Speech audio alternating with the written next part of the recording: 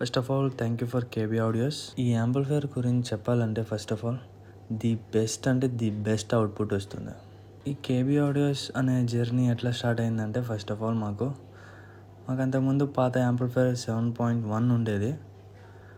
అది దాంతో lot of problems face చేసేవాళ్ళం. ఒక్కొక్కసారి వాల్యూమ్ కరెక్ట్గా రాకపోవడం, ఒక్కొక్కసారి వైబ్రేషన్స్ ఎక్కువ అయిపోవడం, ఇట్లాంటివి ఉండేవి. ఆ ప్రాబ్లం ఎట్లా సాల్వ్ చేసుకోవాలి ఏంటో తెలియక యూట్యూబ్ సెర్చ్ చేస్తూ ఒక టైంలో కేబీ ఆడియోస్ ఫ్రమ్ భీమవరం అనే యూట్యూబ్ ఛానల్ చూసిన తర్వాత అన్నయ్య చేసిన వీడియోస్ అండ్ అన్నయ్య రెడీ చేసిన యాంప్స్ అన్నీ చెక్ చేసుకున్న తర్వాత మేము ఒకసారి అన్నయ్యకి కాంటాక్ట్ అయ్యాం. అన్నయ్య మా ప్రాబ్లం వచ్చేసి ఇది, సిచ్యువేషన్ ఇలా ఉంది, యాంప్లిఫైయర్ ఇలా ఉంది, ఏంటి మరి అని అడిగాను. సరే ఒకసారి తీసుకొచ్చేయండి, యాంప్లిఫైయర్ చెక్ చేద్దాము, చెక్ చేసిన తర్వాత మీకు చెప్తాను ఏమాట అన్నాడు. తీసుకువెళ్ళాము, చెక్ చేసాము, చెప్పాడు అన్నయ్య. చెప్పిన తర్వాత దీనికంటే మీకు ది బెస్ట్ అవుట్పుట్ ఇస్తాను అని చెప్పి అన్నాడు.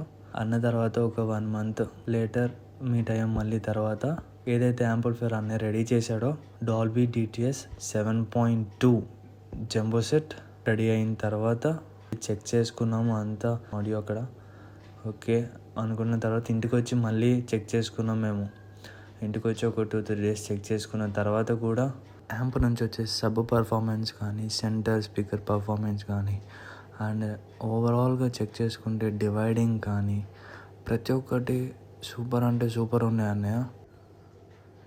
యాంప్ నుంచి వచ్చే సబ్ పర్ఫార్మెన్స్ కానీ, సెంటర్ స్పీకర్ పర్ఫార్మెన్స్ కానీ, అండ్ ఓవరాల్గా చెక్ చేసుకుంటే డివైడింగ్ కానీ ప్రతి ఒక్కటి సూపర్ అంటే సూపర్ ఉన్నాయి అన్నయ్య. మా ఇంట్లో వాళ్ళు కూడా చాలా అంటే చాలా సాటిస్ఫైడ్ అయ్యారు. ఇంతకుముందు పెట్టిన యాంప్లిఫైయర్ లైక్ ఏవేవో సౌండ్స్ వచ్చేది, ఇల్లు మొత్తం అదిరిపోతూ ఉండేది, ఇది స్మూత్గా ఉంది అని చెప్పి చాలా చెప్పారు. చలో మీరే చూడండి సౌండ్ ఎలా వస్తుంది ఏంటనేది.